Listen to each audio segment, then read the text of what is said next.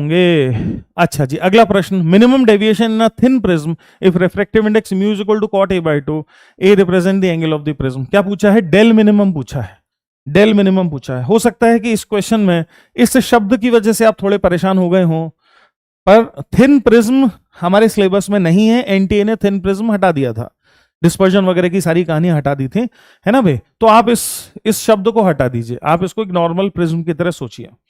तो minimum deviation del minimum क्या होता है? तो अगर अगर मिनिमम डेविएशन के समय इंसिडेंट एंगल है आई नॉट, तो 2 आई नॉट माइनस ए।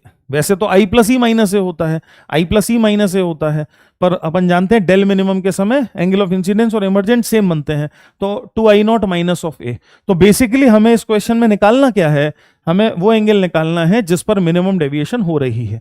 अच्छा जी, क्या मैं जानता हूं कि जब मिनिमम डेविएशन होती है, ये कोई प्रिज्म है, इस प्रिज्म का ये कोई प्रिज्म एंगल है ए, है ना, और मैंने बाहर से लाइट इंसिडेंट करी, लेट अस इमेजिन मैंने बाहर से कोई लाइट रे इंसिडेंट करी और मिनिमम डेविएशन हुआ, तो क्या मिनिमम डेविएशन के समय अगर मैं इस डायग्राम को बनाता हूं, ये नॉर्मल ऐसे ले गए मान लेते हैं और ऐसे चला गया, ठीक है, जरूरी नहीं कि आइसोसेलेस हो।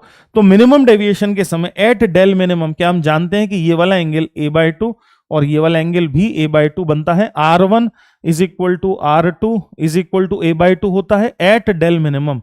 ये डायग्राम डेल मिनिमम के समय बनाया जा रहा है, और एंगल ऑफ इंसिडेंस अगर आई नॉट है तो एंगल ऑफ इमरजेंस भी आई नॉट ही होता है, ठीक है जी। हेंस मैं यहां लॉ ऑफ रिफ्रैक्शन लिखने वाला हूं, अब मैं लॉ ऑफ रिफ्रैक्शन लिखने वाला हूं। तो देखो, बाहर को 1 मान लिया, तो 1 into sine i naught, 1 into sine i not is equal to mu into sine A by two, ठीक है। म्यू का वैल्यू क्या दिया हुआ है उसने? म्यू का वैल्यू दिया हुआ है cot A by two, mu का वैल्यू दिया हुआ है cot A by two, that means cos A by two by sine A by two. Hence क्या this would be equal to cos A by two, which means I not is equal to pi by two minus A by two. और अब अगर हम del minimum निकालें तो del minimum will be equal to 2 I not, 2 I not का मतलब हो गया पाई माइनस ऑफ ए, ये तो हो गया 2 I nought minus A, so the answer is pi minus 2a। ये आंसर है जो बहुत सारे बच्चों ने शुरू में ही लिखना शुरू कर दिया था, पाई माइनस ऑफ 2a। सही है, समझ में आ रहा है?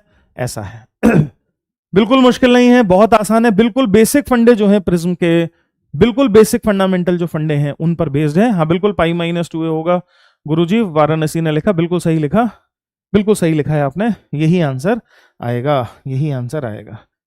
ठीक है जी, सब बढ़िया, सब ओके, कहानी समझ में आ रही है? हमें कहानी समझ में आ रही है? ऐसा है बहुत बढ़िया। चलो जी आगे बढ़ेंगे।